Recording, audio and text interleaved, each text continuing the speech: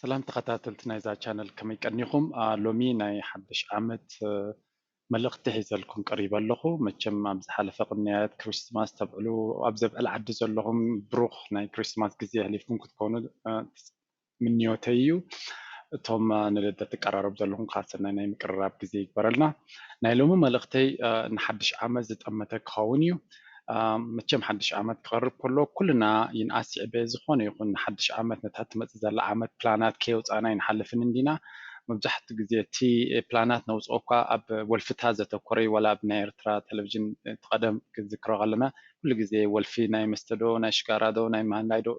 مقداف ابزبليو ጽቡቕ ልምድታት ኣብ ምዕባል ብዙሕ ግዜ ክድፍኣሉ ኣይትርኒኻ ناتي تمرت لو مجن تناي قدم قدف هبيلنا نزات متزل حدش عمد بحدش علاماتها بحدش استراتيجي بحدش بلان كن اتوامو عمتها كم زوان تشن عسر تشعتن ابتزاز ملو جزيه برقت كابتاز نبرنا بلوز السبات كوينا وي بستخال نمتن كالوت عين السبات كوينا خنقرب كنت انه ريل ناي لب دليتين تمليتينيو نزين مقبار دما تنزح حلف هدتا أوارح زقبر كوفيديوتات سامورايز غيره نعمتا أنت عينت بلان حزنا خنجمر كم زلنا نالبات كساب حجي كابتي ناتي تمرتز خونه يقون أكشن تدي وسيدنا لومي كابزا أبزن حدث معلتات تجمر عامت برقص بمولنا حبرت السبنا إيرتران بمولات انتخاتات التنايز channel أبزخونه جزيان تاريخ مون really كابزن نايلومي حيدات حيسكم نعمتا خمزوان بلوتات وي كابتز نبركم سقيركم سبات كتكونوا تسفاي كبر أبزي تريو زلهم page استفل عليو قالات أوريد له كان بعل health satisfaction money happiness friendship peace good luck success استفل عليو دس بلوك علاتهم كابزياتهم بمولهم أبي وتنا ندليهم كان تخنا نبمولهم أبحد الجزية كم علامة حس كخسر كبل خلنديو سلزي بمجمع أنا بقال خي كنا I hope ناتي قبل تمنيت ناتي أبز مزاس كل تشين عصر تشعتن ملء سلام أبعدنا أبجزانا أبكبابنا كله ناي بلبي تمنيتيو مغنياتو أنا نيرتراويان سلام تبلقال لمانم تدلينا تقدسنان بقى نحل من نتسلن سلزخونا ملء سلام كخونلنا تبعدنا نبكبابنا زرزلو تسفاتات ناي سلام دما نخلو تي حقوافاتو قديفو ملء سلام كخون ناي مجمريان ناي موداتان تمنيتيو قتيلة دما أبتات متزل عمد كابت زحلف زمهاركو سامرايز غيرك زارب زلن تلو تقدامي تنبي نعمتا كم بلان كنسر حلا زلنا تقنا مالتيو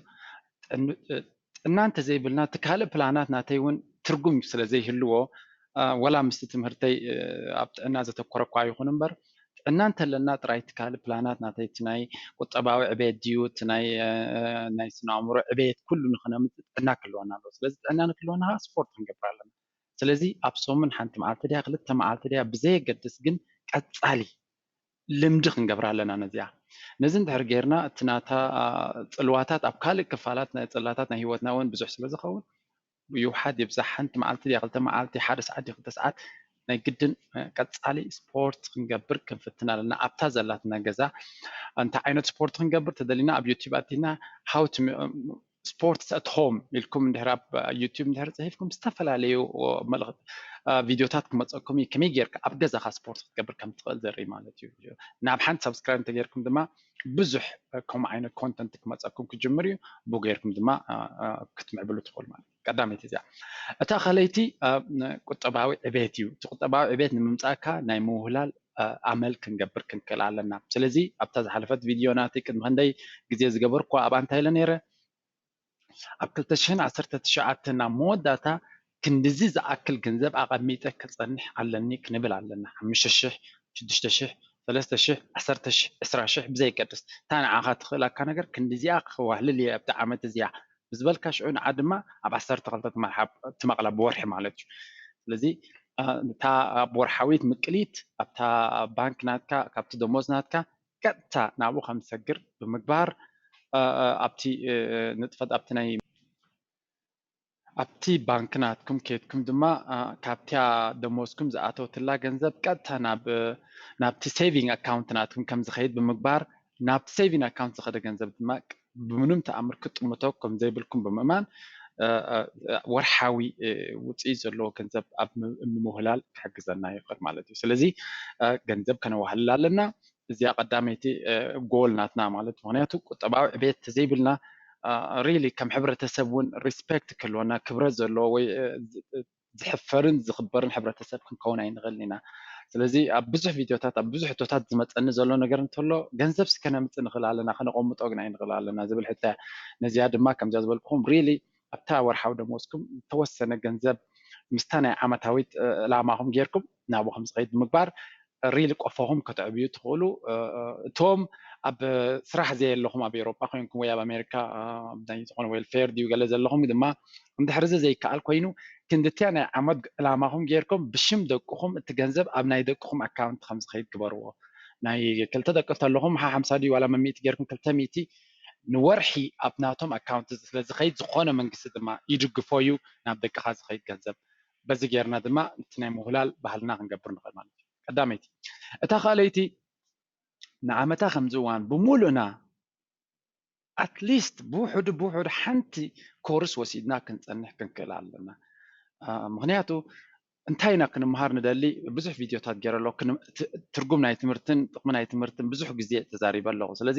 ናብኡ ንምብፃሕ እንድሕር ኮይኑ ድማ ብዝተኻለና መጠን ሓንቲ ኮርስ ወሲድና ካብ ዩደሚ ኣብ ካልእ ኮላ ይንበል ኣብ ዩደሚ እታ ንስኻ ክትምሃራ ትደሊ ሓንቲ ኮርስ ወሲድካ ንዓ ቀፃሊ ግዜ ሂብካ ብምክትታል ድዩ ካልእ ኣብ ካልእ ፕላትፎርምታት ርኢኻ ድዩ ሓንቲ ኮርስ ወይ ክልተ ኮርስ ኣብ ሂወትና ወሲድና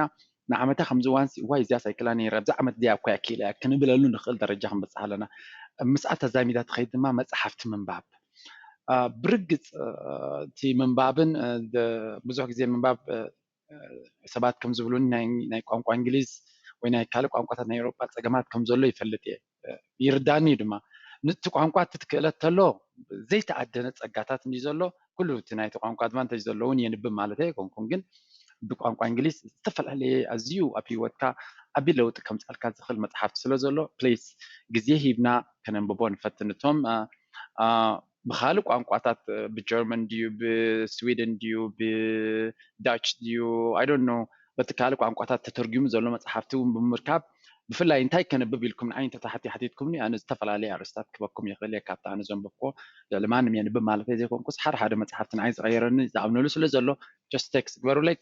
ከብለልኩም ይኽእል ወይ ሓንቲ ቪድዮ ክገብር እያ ኣብ ዝመፅእ እዋን እንታይ ዓይነት መፅሓፍቲ ኣብ ሂወትና ከነንብቦም ብግዲ የድልየና ትብል ሓሲበ ኣለኹ ስለዚ ምንባብን ጎኒ ጎኒ ድማ ዝኾነ ኮርስ ተወሲድና ሪል ኣተሓሳስባናን ራእይናን ክቕየር ይኽእል እዩ እታ ትመፅእ ዘላ ዓመት ንኣብነት ኣብ ሓደ ሰብ ኣብ ሬስቶራንት እንድሕሪ ክሰርሕ ወይ ሬስቶራንት ኣለዎ ፅኢልካ ኣውጥጦ ምባል ኣይኮነን ከመይ ጌርካ ወይ ናይ ኩኮ ኮርስስ ትወስድ ወይ ከመይ ጌርካ ኣድቨርታይዝ ትገብር ነታ ትካልካ ወይ ከመይ ጌርካ ማነጅ ትገብራ ዝተፈላለየ ኮርስ ምውሳድ ነቲ ናትካ ክእለታትን ብቅዓታትን ከተዕብዮ ትፍትን ኢኻ ኣነ ኩሉ ግዜ ዝብሎ ኣብቲ ንሰርሓሉ ዘለና ዓውዲ ሕጉሳት ተኮይና ነቲ ዘለና ዓውዲ ዘዕብየሉ መንገድታት ኮርሳት ዘይተዓደነ ኮርስስ እዩ ዘሎ ንዑ እንተወሲድና ካብቶም መወዳደርትና ኣብቲ ጎንና ዘለዉ ኩሉ ግዜ ማዕርዮም እናሰርሕና ካለና ግን ልዕልዮም ዕቤት ከነርኢ ንኽእል ኢና በዚ ድማ ኣብቲ ውድድር ወይ ኣብቲ ኮምፒቲሽን ዕዉታት ኮይና ንክንወፅእ ይሕግዘና እዚኣ ካልአይቲ እያ ምክንያቱ እንተደይ ኣንቢብካስ ብዙሕ ግዜ ስለ ዘይተዓብውን እታ ሳልሰይቲ ድማ ብዝተኻለና መጠን ገለ ክፋል ናይ ሓንጎልና ንሎሚ ዘይኮነ ወላ ኣብ ዝተፈላለየ ኣብ ነዊሕ እዋን ከመይ ጌርና ገንዘብና ኢንቨስት ንገብር ኢልና ክንሓስብ ክንፍትን ክንክእል ኣለና እንተሰሪሕና እንተዓይና ገንዘብ ከነምፅንና እንተዋህሊልና እውን ክውህለለልና እንድዩ እቲ ብምውህላል ጥራይ ግን ቁጠባዊ ዕቤት ዝዓበየ ቁጠባ ሓርነት ኣይ ክትበፅሖ ኣይትኽእልን ኢኻ ስለዚ ናብኡ ንክትበፅሕ ኢንቨስትመንት ዝበሃል ኣሎ ወፍሪ ዝበሃል ኣሎ ወፍሪ ሕጂ ብክልተ ክንሪኦ ንኽእል ኢና ሓደ ኣብ ስቶክ ማርኬት ኢንቨስት ክትገብር ትኽእል ኢኻ ገለ ክፋል ናይ ገንዘብካ ማለት እዩ እዚ ከዓ ኣገዳሲ እዩ ምክንያቱ ንስኻ ቀፃሊ ስለዚ ትሰርሓሉ በቲ ግቡእ እንድሕር ኢንቨስት ክትገብሮ ክኢልካ ኣብ ተናውሒ ግዜ ብጣዕሚ እዩ ሓጋዚ ሶሪ እቲ ካልኣይ ድማ ኣብ ናትና ናይ ውልቂ ቢዝነስና ብዝተፈላለየ መንገዲ እዚ ግበሩ ክብለኩም ኣይክእልኒ ግን ቀፃል ኣብ ሓንጎልናሲ እንታይ ዓይነት ኢንቨስትመንት ክገብር ክእል ንዓይ ክሕግዘኒ ዝኽእል ገንዘበይ ከዋፍረሉ ዝኽእል ኢልና ክንሓስብ ይዕድመኩም ቀፃል ምንታይ ሓሲብና ሓሳባት ክመፀና እዩ እታ እንድሕር ቀፃል ብዛዕባ ሓሲብና ብኸመይ ክግበር ክእል እንታይ ክግበር ክእል ኣበይ ክግበር ክእል ንዝብል ኣርእስታት ክመላለሱና መልስታት ቀስ በቀስ ክመፁ ክጅምሩ እዮም ሰባት ከም ዲስካስ ክትዛረብ ክጅምር ኢኻ ስለዚ ምስ ግዜ እቲ ሓሳባትን እቲ ተግባራትን እናተኣከበ እናፀፈፈ ክመፅ እዩ እንድሕር ዘይ ሓሲብካ ግን ዋላ ሰብ መፅኡ ንዓ ንግበር ተይልካ እውን ኣብ ሓንጎልካ ስለዘየለ ኩሉ ግዜ ኔጌቲቭ ዝኾነ መልሲ ክትህብ ኢኻ ወይ ቅሩብነት ኣይከተርን ኢኻ ስለዚ ኩሉ ግዜ እቲ ኣብ ቁጠባ ዝለዓለ ቁጠባ ሓርነት ብስራሕ ኣይኮነን ዝመፅእ ብቢዝነስ እዩ ዝመፅእ ኣብ ቢዝነስ ክንዓይ ክንክእል ኣለና እቶም ሕብረተሰባት ኣብ ቢዝነስ ዝዓዩ እንተሪኢኻዮም ዋላ ካብ ሃገሮም ተሰዲዶም ተለዉ እውን ኩሉ ግዜ ሪስፔክትድ ሲቲዘንስ ኣለዎ ኣብቲ ዘለዎ ቦታ ኩሉ ግዜ ድማ ሬኮግናይዝድ ከምዚ በቲ ዘለዎ ሕብረተሰብ ተቐባልነትን ክብረትን ይወሃቦም ንሕና ኤርትራውያን ድማ ኣብቲ ዘለናዮ ዓለም ከምኡ ዓይነት ክብረት ክህልወና ፅባሕ ንጎ እውን ሰላም ኮይኑ ዓድና ብምለሰሉ ግዜ እውን ዝያዳ ኣድማዕትን ንሃገርና ዝለዓለ ኣበርክቶ ክንገብር ንኽእል ሰባት ክንከውን ከም ንኽእል ትምኒተ እዩ ቶም ክትመሃሩ ትደልዩ ናይ ኤጁኬሽናል ፕሮግራምስ ዘለኩም ከዓ ፕሊዝ ትምህርትስ መወዳደርቲ የብሉን እቶም ዕድል ዘለኩምን ክእለት ዘለኩም just go for it ከምኡ የክብለኩም ዝኽእል ኣነ ኩሉ ግዜ ግን ዋላቶም ንመሃር ዘለና ኣነ ኩሉ ግዜ ዝዝክራ ማለት እዩ ክመሃር ከለኹ ክፈልጦ ዝግባእን ዘይፈለጥ ከለኒ ክትመሃር ከለካ ኣብ ትምህርቲ ጥራይ ፎከስ ክትገብር የብልካን ቁሩብ ጎኒ ጎኒ እንታይ ኣሎ ኣብ ግዜኻ ዲጂታላይዜሽን ቴክኖሎጂ እንታይ የምፅእ ኣሎ እቲ ቴክኖሎጂ ትኸ ኣብ ካልእ መነባብሮኻ እንታይ ሓገዝ ከምፃልካ ክእል እንታይ ዓይነት ቢዝነስ እናተምሃርካ ክትገብር ትኽእል ብዙሓት ዓበይቲ ካምፓኒታት ናይ ዓለም ኣብ ዩኒቨርሲቲ ብዘለዉ ተምሃሮ እየን ተመዚዘን ተማሂዘን እንታይ ማለት እዩ ኩሉ ግዜ ፎሎወርስ ጥራይ ክንከውን የብልናን ዋላቶም ንኣሽቱ ኣሕዋተይ እትሪእዎ ዘለኹም ነቲ ተገበረ ጥራይ ፎሎው ምግባር ዘይኮነስ ቲንክ ናትኩም ክሪኤሽን ኣብ ትገብርሉ ክንሓስብ ድማ ክንክእል ኣለና ብኮሚዩኒቲ ሕብረተሰብና ለውጢ ክገብር ዝኽእል ስለዚ ኣብ መወዳእታ ከየንዋሕኩልኩም ከለኹ እንታይ ክብል ደልየ ኣለኹ ብመጀመርያ ደጊመ ርሑስ ሓድሽ ዓመት ንኩልና ምስ ስድራኹም ምስ ስድራና ምስ ኣሕዋትና ምስ ኣዝማድና ምስ ደቅና ምስ ቤተሰብና ኩልና ርሑስ ሓድሽ ዓመት ይምነ ንዓመታ 2019 ከምዛ 2018 ብዙሕ ዘይተፀበናዮ ነገራት ሒዛትልና መፅያ ዘላ 2019 ድማ ነቲ ዘይተፀበናዮ ናብ ዝበለፀ መድረክ ቀይራ ኣዝዩ ሕጉስን ተስፋ ዘለዎ ሂወትን ከም ንነብር ክትገብረና ናይ ልቢ ትምኒተ እዩ ከምኡ ድማ እቲ ብዙሓት ነገር ኣብ መወዳእታ ክፋል ናይ ቪድዮ በፂሕ ዘለኹ ሰላም ክመፅእ እዩ ድሕሪ ሰላም ከዓ ቅሩባት ክንከውን ኣለና ሃገርና ክንሃንፅ ነብስና ክንሃንፅ ሕብረተሰብና ክንሃንፅ ስለዚ ኣብዛ ዓመት እዚኣ ንዓይ እውን ከም ግለሰብ ካብቲ ዝነበረኒ ንእሽተይ ክእለት ናብ ኣሕዋተይ ከቕርብ ብምኽኣለይ ዝያዳ ደስ ኢሉኒ ኣብ 2019 ድማ ሓይለ ክሰርሕ ከም ዘለኒ ዝያዳ ነቶም ሓገዝ ዝደልዩ ኣሕዋተይ ሓገዝ ክገብር ከም ዘለኒ ሓላፍነት ይስማዓኒ ብዝተኻለኒ መጠን ከምዚ ዓይነት ዕላማታት ንግበር ዝብሎ ዝነበርኩ ብምሉእ ኣነ እውን በዛ ነብሰይ ይገብሮ ኣለኹ ንዓኹም ጥራይ ኮንኩን ዝብል ዘለኹ ብነፍሰይ ኣነ እውን ተወሳኺት ናተይ ድማ ብዓቕመይ ከምዚ ዓይነት ንኣሕዋተይ ከበርክት ድማ ኣብቲ ናተይ ዕላማታት ኣስፊረየ ኣለኹ ኣብ ሶምን ድዩ ኣብ 2 ሶምን ድዩ ዋላ ኣብ ውሽጢ ሶምን 2 ቪድዮ ድዩ ዝተፈላለየ መሃሪ ዝበልክዎ ከውርድ ክፍትነ እንተተኻኢሉ ግዜ እንተፍኪድዎ እውን ኣዝዮም ከማይ ወይ ካባይ ንላዕሊ ክእለት ዘለዎም ተመክሮ ዘለዎም እናምፃና ምስኦም ዕላላት ክንገብር ክንፍትን ኢና ስለዚ ብዙሕ ነዚ ንገብሮ ዘለና ናይ ለውጢ ጉዕዞ ከነስፍሖን ዝያዳ ኣበርቲዐ ክሰርሓሉን ፕላን ገይረ ኣለኹ ኣምላኽ ይሓግዘና ከምቲ ኩሉ ግዜ ትብሎ ትሕቶታት ናትኩም ኩሉ ክምልሰልኩም ዘይምኽኣለይ ቁሩብ ሕማቅ ይስማዓኒ እንድዩ ግን ድሓን ኩሉ ግዜ ክምለስ እዩ ብፍላይ ኣብ ኢንቨስትመንት ብዙሕ ተሓትዎ ዘለኹም እቶ ውራይ ኢለ ቀልጢፈ ደይምለሰልኩም ዘለኹ ምክንያቱ ቀልጢፍካ ኢንቨስት ትገብሮ ኩሉ ግዜ ስካም እዩ ወይ ስርቂ እዩ ኢንቨስትመንት ሓቀኛ ኢንቨስትመንትስ ስቶክ ማርኬት ክሳብ መወዳእታ ዓለም ክህሉ እዩ እዮም ዝብሉ ትሕቶ ንስኻ ክትህሉ ዲኻ እዩ ስለዚ ቀልጢፈ ስለዘይ ኢንቨስት ዘይገበርኩም ኢልኩም ዲስኮሬጅ ክትኮኑ ኣይደልን እየ እንተደይ ሓጊዘኩም ኢትስ ኦልዌይስ ጉድ ምክንያቱ ዝያዳ ክትፈልጡ ኢኹም ዝያዳ ኤክስፐሪመንት ክትገብሩ ኢኹም ዝያዳ ብዛዕባ ክትሓስቡ ትኽእሉ ኣለኹም ግዜ ትወስዱ ኣለኹም ንዓይካ የገዳሲ እሱ ምክንያቱ ኣነ ናብ ሓደ ዳልሃማት ክመርሓኩም ኣይኮንኩን ዝደሊ ዝያዳ እንቱም ክካፍተልኩም እየ ዝደሊ ነቶም ኣብቲ ዓውዲ እቲ ዘይትፈልጡ ባዓልኩም ኣብኡ ደረጃ ምስ በፃሕኩም ሽዑ ተሓትኑ ኢንተሊጀንት ኮሽንስ ኣብ ተሓትኑ ግዜ ኣብ ደረጃው ምስ በፃሕኩም ይሕግዘኩም ሓደ ሰባት ኣለኹም ሪሊ እንታይ ክትገብሩ ከም ዘለኹም ኣብ ርዲኢት ስለ ዝበፃሕኩም